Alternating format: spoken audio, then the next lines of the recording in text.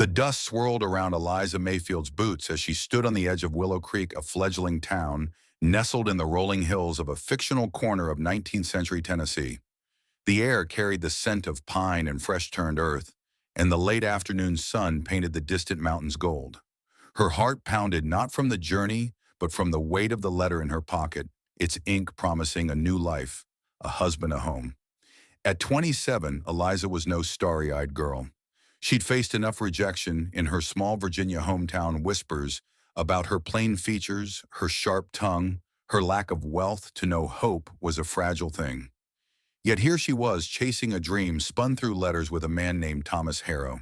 The stagecoach driver tipped his hat, his eyes lingering a moment too long, not with admiration but curiosity. Eliza straightened her faded blue bonnet and smoothed her travel-worn dress. She wasn't beautiful, not in the way society demanded, but her eyes held a fire that no mirror could dim. She scanned the dusty street for Thomas, expecting a man with kind eyes, as his letters had suggested.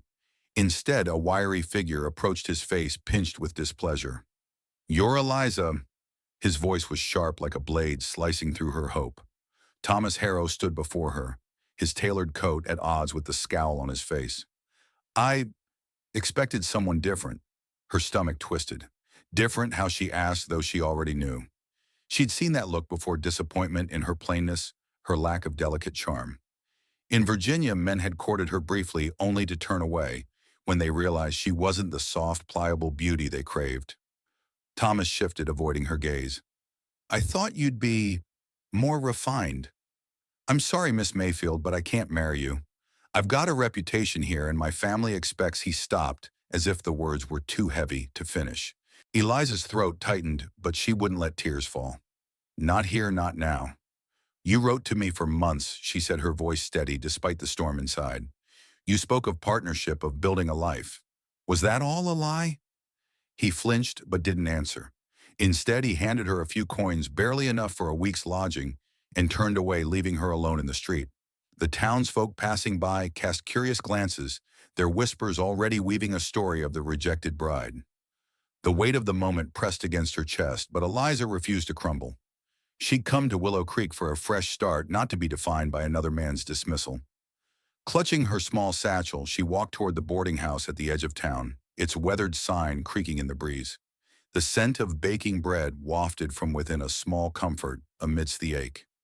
Inside, she met Doña Rufina, a warm-eyed Mexican woman who ran the boarding house with a quiet strength that mirrored Eliza's own.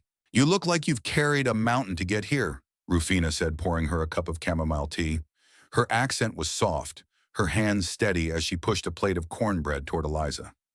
"I thought I was coming for a husband," Eliza admitted, her voice low. "But I was wrong." Rufina's eyes softened. "Men can be fools, but this town, it's got heart. Stay a while. You might find what you're really looking for." As night fell, Eliza sat by her window, the stars bright above the shadowed hills.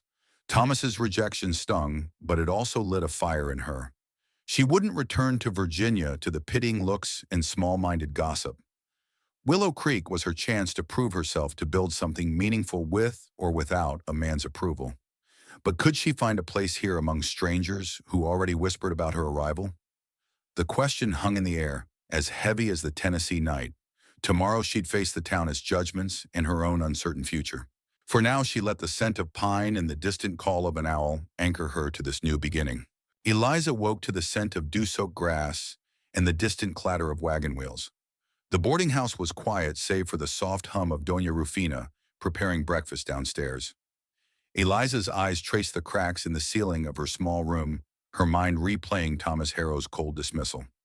His words, "I expected someone different," cut deeper than she'd let herself admit last night. But as the first rays of sunlight slipped through the window, she pushed the hurt aside. She hadn't traveled hundreds of miles to be broken by one man's shallow heart. She dressed in her best calico dress, its soft green fabric faded but clean, and pinned her dark hair neatly under her bonnet. Today she'd face Willow Creek, not as the rejected bride, but as Eliza Mayfield, a woman with fire in her soul and a will to carve her own path. The mirror in her room was small, barely reflecting her full face, but she met her own gaze. Plain or not, she was enough. She had to be. Downstairs, Rufina greeted her with a warm smile and a plate of biscuits drizzled with honey. "You're up early, mi amiga. Planning to conquer the town already." Her teasing tone held a knowing edge, as if she saw the resolve in Eliza's eyes. "I need work," Eliza said, spreading honey with a steady hand. "I won't live on pity or charity. If Willow Creek is to be my home, I'll earn my place." Rufina nodded, her dark braids swinging as she leaned forward. "The general store's looking for help. Old Mr. Grayson's too gruff to keep anyone long, but you've got spine. He might respect that." The walk to the general store took Eliza through the heart of Willow Creek. The town was alive with morning bustle, farmers hauling sacks of grain, women in bonnets haggling over bolts of cloth, children chasing a stray dog down the dirt street. The air smelled of wood smoke and fresh hay, and the distant river murmured like a quiet promise. But Eliza felt the weight of eyes on her. Whispers followed, soft but sharp. "That's the girl Thomas turned away. Poor thing, not even pretty enough for a farmer." Her cheeks burned, but she kept her chin high. Let them talk. She'd heard worse in Virginia. The general store was a squat building with a sagging porch, its shelves packed with everything from flour to lantern oil. Mr. Grayson, a wiry man with a face like weathered leather, eyed her skeptically when she asked for work. You don't look like you can lift a sack of grain," he grunted.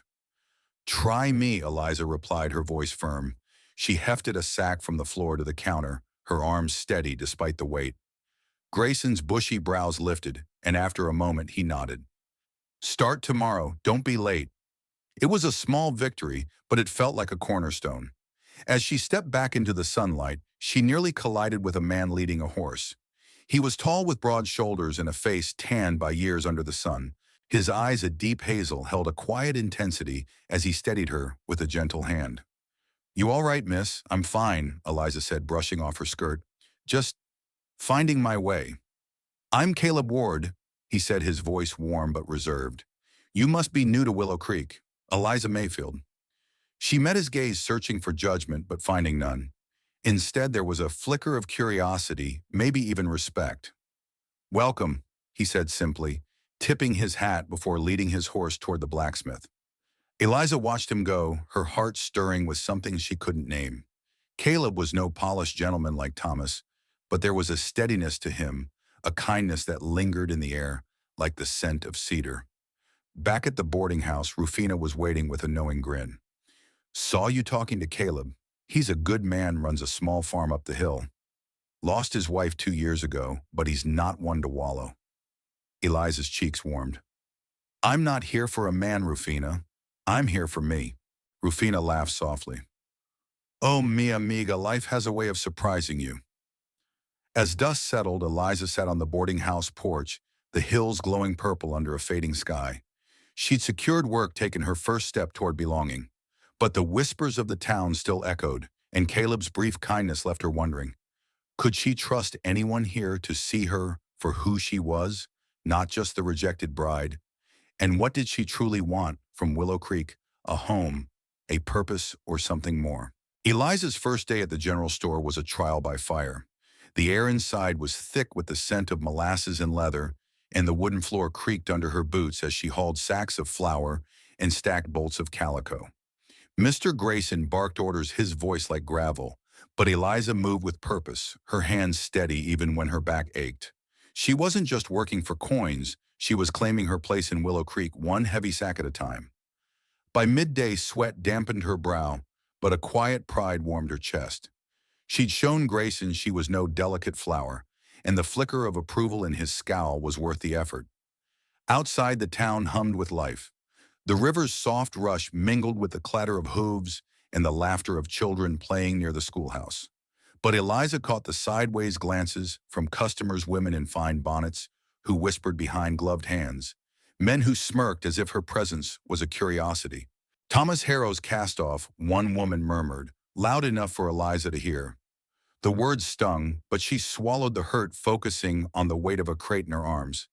She wouldn't let their judgment define her. At noon, she stepped onto the porch for a break, savoring the crisp autumn air and the scent of burning leaves. That's when she saw Caleb Ward again, unloading a cart of apples across the street. His sleeves were rolled up, revealing strong forearms, and his movements were steady, unhurried. He caught her eye and offered a small wave, his smile warm but guarded like a man who'd learned to keep his heart close. Eliza nodded back, her pulse quickening despite herself. She wasn't here for romance, not after Thomas, but Caleb's quiet presence lingered in her mind, like the afterglow of a sunset. The day took a turn when a new face entered the store, Margaret Tate, a woman with porcelain skin and a smile that didn't reach her eyes. She was Thomas Harrow's cousin, and her silk dress screamed wealth. "So you're the one who came for Thomas," she said, her voice syrupy but sharp. "Pity it didn't work out. He's particular, you know." Her gaze raked over Eliza's plain dress, her words a blade wrapped in velvet. Eliza's jaw tightened. "I'm not here for pity, Miss Tate. I'm here to work." Margaret's laugh was light, but it carried venom. "Work? Oh dear, this town expects more from its women than hauling flour. You'll see." She swept out, leaving a cloud of rosewater and judgment. The encounter left Eliza rattled, but she pushed through the afternoon, her resolve hardening. When the store closed, she walked back to the boarding house, the sky streaked with pink and gold. Doña Rufina was waiting with a steaming bowl of stew and a knowing look. "Heard about Margaret," she said, ladling a second helping. "That one's got claws, but you've got grit. Don't let her rattle you." Eliza stirred her stew, the warmth seeping into her hands. "It's not just her. It's the whole town. They look at me like I'm less." Rufina leaned forward, her dark eyes fierce. "You're not less, Eliza. You're a seed in rough soil. Keep pushing and you'll grow roots deeper than their gossip." That night, Eliza sat by her window, the stars sharp against the velvet sky. Rufina's words echoed, but so did Margaret's. Willow Creek was a battleground not just for her survival, but for her right to be seen. Caleb's wave replayed in her mind, a small gesture that felt like an anchor. Could she find allies here? People who saw beyond her plain face and Thomas's rejection? Or would the town's whispers bury her dreams before they could bloom? Eliza's days at the general store settled into a rhythm, each one a small act of defiance against the town's whispers. The work was grueling, stacking barrels, sweeping sawdust, tallying orders under Mr. Grayson's watchful eye. But it anchored her. The ache in her muscles was proof she was building something, even if it was just a paycheck.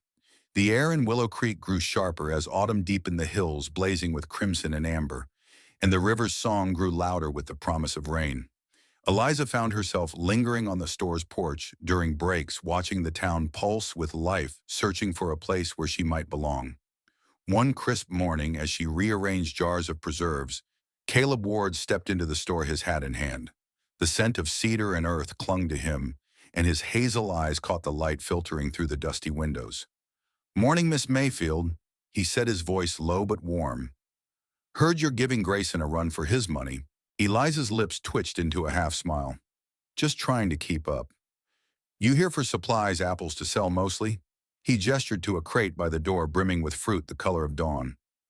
"Thought I'd see how you're settling in." The question caught her off guard.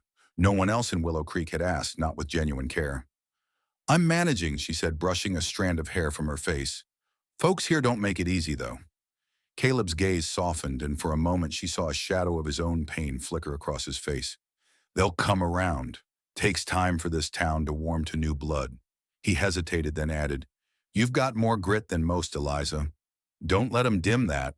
Her heart stirred at his words, a warmth spreading through her like the first sip of Rufina's chamomile tea. But before she could respond, Margaret Tate swept in her silk skirts, rustling like a warning. She eyed Caleb with a possessive smile, ignoring Eliza entirely.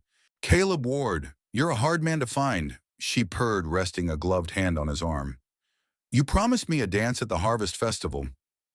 Caleb stepped back, his expression polite but distant. "I don't recall promising Margaret. I'll be there, though, helping with the cider press." Margaret's smile tightened, her eyes flicking to Eliza. "Oh, I'm sure Miss Mayfield will enjoy the festival. If she's still here, that is." The barb landed, but Eliza refused to flinch. She busied herself with the preserves, her hands steady despite the heat in her cheeks. After Margaret left, Caleb lingered, his voice quieter now. "Don't mind her. She's used to getting her way." "I'm not here to compete with anyone," Eliza said, meeting his gaze. "I just want a life I can call my own." He nodded a slow, thoughtful gesture. You'll find it. I've seen what happens when someone's got your kind of fire. That evening, back at the boarding house, Eliza shared the encounter with Rufina over a supper of cornbread and bean soup. The fire crackled, casting shadows on the walls, and the scent of sage filled the room. Margaret's got her sights on Caleb, Eliza said, stirring her soup. Not that it matters to me. Rufina raised an eyebrow, her dark eyes glinting with mischief. Doesn't it? I saw the way you looked when you mentioned him. That man's got a heart worth knowing, Eliza. Don't close yours off just because Thomas broke it. Eliza stared into her bowl, the steam curling like her thoughts. Caleb's kindness was a light in the fog of Willow Creek's judgment, but could she trust it? She'd come here for a husband and been burned. Yet the idea of Caleb, his quiet strength, his steady gaze stirred something she wasn't ready to name. The Harvest Festival was days away, a chance to see the town's true colors. Would it welcome her, or would Margaret's venom and the town's whispers drown her out? The night of the Harvest Festival arrived, wrapping Willow Creek in a tapestry of firelight and laughter. The town square was transformed, tables groaned under platters of cornbread, roasted apples and cider, while fiddles sang and lanterns cast a warm glow over the crowd. The air smelled of wood smoke, cinnamon, and the sharp tang of fallen leaves, and the hills beyond stood sentinel under a sky studded with stars. Eliza stood at the edge of the festivities, her green calico dress mended, but plain, next to the ruffled gowns of the other women. Her heart thrummed with a mix of nerves and defiance. She wasn't here to impress, but to belong. Doña Rufina had insisted she come, draping a shawl over Eliza's shoulders with a wink. You're not hiding tonight, mi amiga. Show them who you are. So here she was, clutching a tin cup of cider, watching couples spin to the music. The townsfolk's glances still stung, some curious, others pitying, but she held her head high, her eyes scanning the crowd for a familiar face. Caleb Ward was near the cider press, his sleeves rolled up as he worked the crank, his laugh carrying over the music as he teased a group of children. His ease with the townsfolk drew her in a quiet strength that didn't demand attention, but commanded it all the same. When he caught her eye, he waved her over, his smile as warm as the firelight. Eliza, you made it, he said, wiping his hands on a rag. Care to try your hand at the press? She hesitated, aware of the eyes on her, but his grin was infectious and she stepped forward, rolling up her sleeves. Show me how, she said, her voice steadier than she felt. His hands guided hers on the crank, their fingers brushing briefly, sending a spark through her that she quickly buried. The apples crushed under their combined effort, the sweet scent filling the air, and for a moment the town's whispers faded. The moment shattered when Margaret Tate appeared, her auburn curls gleaming under a velvet bonnet. Caleb, you're wasting your talents on her, she said, her voice loud enough to draw glances. Come dance with me. You owe me, remember. Her smile was all teeth, her eyes flicking to Eliza with a challenge. Caleb's jaw tightened, but his tone stayed even. I'm helping a friend, Margaret. I'll dance later. The word friend landed softly in Eliza's chest, a small gift she hadn't expected. Margaret's face soured, but she flounced off her skirts, swishing like a storm cloud. As the fiddles struck up a lively reel, Caleb turned to Eliza. You dance, he asked, his eyes searching hers. I haven't in years, she admitted, her cheeks warming. I'm not sure I'd fit in. Then we'll make our own fit, he said, offering his hand. Against her better judgment, she took it, his calloused palm steady against hers. They joined the dance, her steps clumsy at first but growing bolder with his guidance. The world narrowed to the music, his quiet laughter, and the warmth of his hand. For the first time since arriving in Willow Creek, Eliza felt seen not as Thomas's cast-off, but as herself. The dance ended too soon, and they stepped aside breathless. You're stronger than you let on, Caleb said, his voice low. Not just at the press. She met his gaze, her heart unsteady. I've had to be, but it's hard when everyone's waiting for you to fail. They're not all waiting, he said, his eyes holding hers.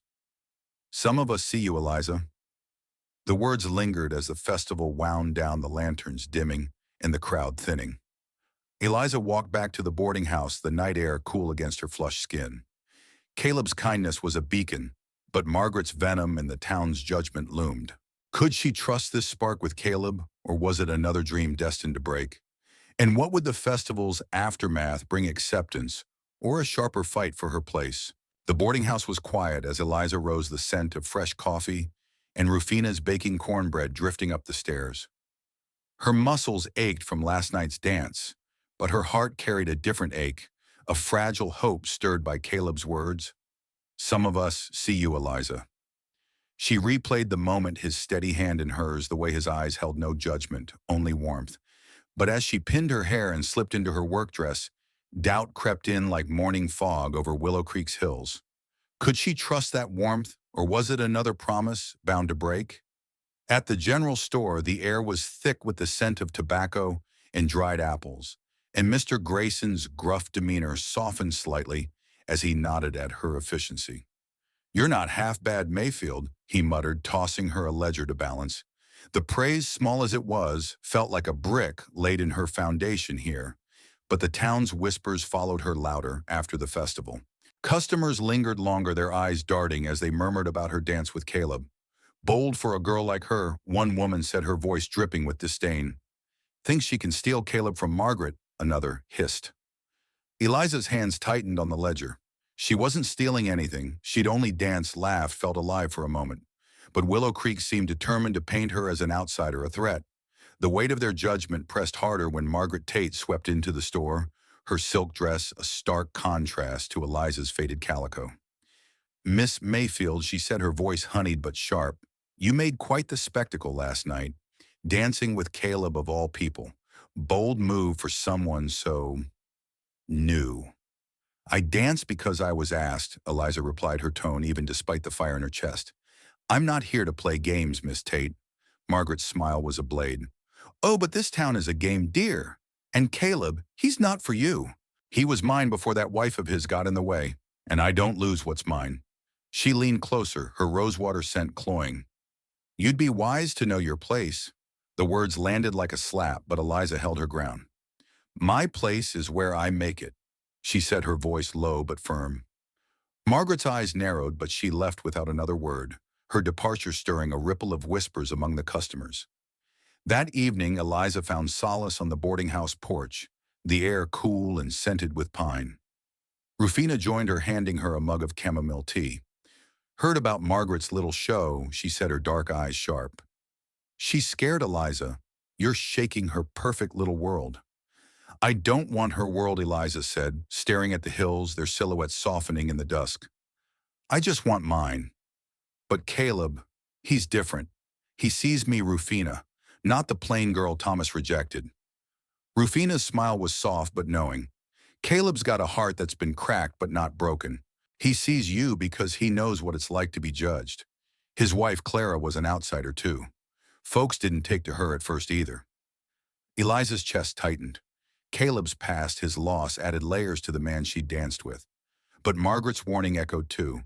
Was she stepping into a battle she hadn't chosen? As the stars emerged, she thought of Caleb's quiet strength, the way he'd called her a friend. Could that friendship grow into something more? Or would Margaret's influence and the town's prejudice smother it? Tomorrow she'd see Caleb at the market where he'd sell his apples. It was a chance to learn more about him and about herself. The Saturday market in Willow Creek was a riot of color and sound, with stalls piled high with pumpkins, apples, and bolts of homespun cloth. The air carried the sharp bite of cider vinegar and the warmth of fresh baked pies, mingling with the earthy scent of the river nearby. Eliza stood behind the general store stall, arranging jars of preserves under Mr. Grayson's watchful eye. Her hands moved with purpose, but her mind was on Caleb Ward, whose apple cart stood just across the square. She'd caught glimpses of him all morning, his broad shoulders bent over crates, his laugh carrying as he handed out apples to children. Each glance stirred a warmth she wasn't sure she could trust. The festival had shifted something in her. Caleb's kindness, his quiet respect, had cracked open a door she'd kept locked since Thomas's rejection. But Margaret's words, "He's not for you," clung like damp leaves, and the town's whispers grew sharper. "She's chasing Caleb now," a woman muttered as she passed her basket swinging. "Poor thing doesn't know her place." Eliza's jaw tightened, but she kept her focus on the jars, their glass glinting in the sunlight. She wouldn't let their words uproot her. Midday brought a lull, and Caleb wandered over, a basket of apples in hand. Thought you might like a break, he said, offering her a crisp red fruit. His hazel eyes held a warmth that made her chest ache, but there was a shadow there too, a guardedness she recognized. How's the market treating you? Better than some of the townsfolk, she said, taking the apple. Its skin was cool, its scent tart and sweet. They've got stories about me I didn't write. Caleb leaned against the stall, his voice low. Folks here love their stories. Took 'em a year to stop whispering about my Clara when she came. She was like you, strong, didn't care for their rules. His gaze drifted to the hills, and Eliza saw the weight of loss in his eyes. Clara, she said softly, testing the name. Rufina mentioned her. I'm sorry, Caleb. He nodded, his expression softening. She'd have liked you, Eliza. You've got her kind of fire, quiet but fierce. He paused, then added, don't let this town dim it. Not Margaret, not anyone. The words landed like seeds in fertile soil, but before she could respond, a commotion broke out near the square's center. Margaret Tate stood on a makeshift platform, her voice ringing out as she announced a charity auction for the schoolhouse. Her eyes locked on Eliza, a glint of mischief in them. And who better to start the bidding than our newest resident, Miss Mayfield, she called her, tone dripping with false sweetness. Surely she has something to offer. The crowd turned their eyes, pinning Eliza like a butterfly to a board. Her pulse raced. Margaret was baiting her, turning her into a spectacle. She could shrink back, let the moment pass. But that wasn't who she was. Stepping forward, she held up a jar of her own. Blackberry preserves, made with Rufina's recipe. I'll offer this, she said, her voice clear. Made with care and stronger than it looks. A ripple of surprise ran through the crowd, and Caleb's grin flashed like sunlight. Bids came in slow at first, then steady, and the jar sold for more than she'd expected. It was a small triumph, but it felt like a stand. Margaret's smile faltered, and Eliza felt a spark of victory. As the market wound down, Caleb lingered. You handled that well, he said. Not many would have stood up to Margaret's game. I'm tired of being their story, Eliza replied, meeting his gaze. I want to write my own. He nodded, a quiet respect in his eyes. Then keep writing, Eliza. I'm rooting for you. Back at the boarding house, Rufina greeted her with a proud smile. Heard you showed Margaret up, she said, pouring tea. That's my girl. But as Eliza sipped the chamomile, her thoughts churned. Caleb's support was a lifeline, but Margaret's schemes were far from over. Could she keep fighting for her place, and maybe for something more with Caleb, without losing herself? The days following the market carried a fragile hope for Eliza, like the first green shoots breaking through winter's frost. Her stand at the auction had quieted some of the town's whispers, and a few customers at the general store now greeted her with nods instead of stares. The air grew colder, the hills cloaked in mist that smelled of damp earth and pine, and Eliza found herself settling into Willow Creek's rhythm. Yet Margaret Tate's silence was unnerving, a calm before a storm Eliza knew was coming. Her work at the store kept her busy, but her thoughts often drifted to Caleb Ward. His quiet support at the market, his words about her fire lingered like the scent of apples on her hands. She wanted to know him, not just the farmer who laughed with children, but the man who carried the weight of loss in his eyes. So when Mr. Grayson gave her a rare half-day off, she decided to seek him out, drawn by a curiosity she couldn't ignore. Caleb's farm sat a mile outside town, nestled in a valley where the river curved like a silver ribbon. The path there wound through woods ablaze with late autumn color leaves crunching under her boots. The air was crisp, tinged with the smoky promise of winter, and her breath puffed in small clouds as she approached his modest cabin. Smoke curled from the chimney, and the faint sound of an axe splitting wood echoed through the trees. She found Caleb behind the barn, stacking firewood with steady practice swings. His shirt clung to his shoulders, damp with effort, and his hair fell across his brow. He paused when he saw her surprise softening into a smile. Eliza, he said, resting the axe. Didn't expect company. Something wrong? No, she said, suddenly shy under his gaze. I just wanted to thank you for what you said at the market. It meant something. He wiped his hands on his trousers, his eyes searching hers. You don't need to thank me for seeing what's true. You're making your mark here, whether folks admit it or not. She smiled, but her curiosity pressed forward. You said I reminded you of Clara. I don't know much about her, but I'd like to, if you're willing to tell me. Caleb's expression flickered, a mix of pain and warmth. He gestured to a pair of wooden chairs by the barn, and they sat, the river's murmur filling the silence. Clara was alive in a way most folks aren't, he said, his voice low. Came from Boston, didn't fit Willow Creek's mold. Folks judged her for it, her accent, her ideas. But she loved this land, this life. Built this farm with me. He paused, his gaze distant. Fever took her 2 winters ago. Left a hole I thought I'd never fill. Eliza's heart ached for him, but his honesty stirred her own. I know what it's like to feel like you don't fit, she said. Back in Virginia, they called me plain sharp-tongued. Thomas's rejection just proved them right. But I'm tired of carrying their words. Caleb looked at her, his eyes steady. You're not plain Eliza, not to anyone who's looking proper. And Thomas, he's a fool who missed a treasure. The words warmed her, but before she could respond, hoofbeats interrupted. Margaret Tate rode up her horse sleek, and her expression colder than the November air.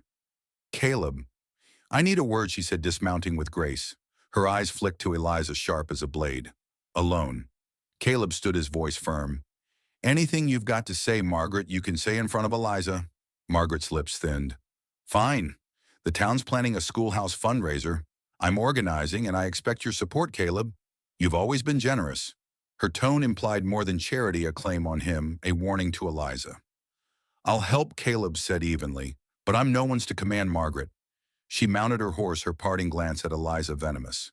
As her hoofbeats faded, Eliza felt the weight of the moment.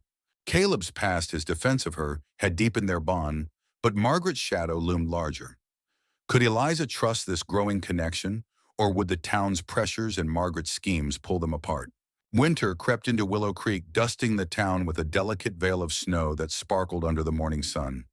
The air was sharp with the scent of frost and wood smoke, and the river's song slowed to a quiet murmur, as if hushing the world to listen. Eliza's breath clouded as she walked to the general store, her boots crunching through the thin snow. Her days had grown steadier, her work earning grudging respect from Mr. Grayson, and even a few customers. But Margaret Tate's influence lingered like a shadow, and the upcoming schoolhouse fundraiser loomed as a battleground Eliza couldn't avoid. Her visit to Caleb's farm had shifted something in her. His story about Clara, his quiet defense against Margaret, had woven a thread of trust between them.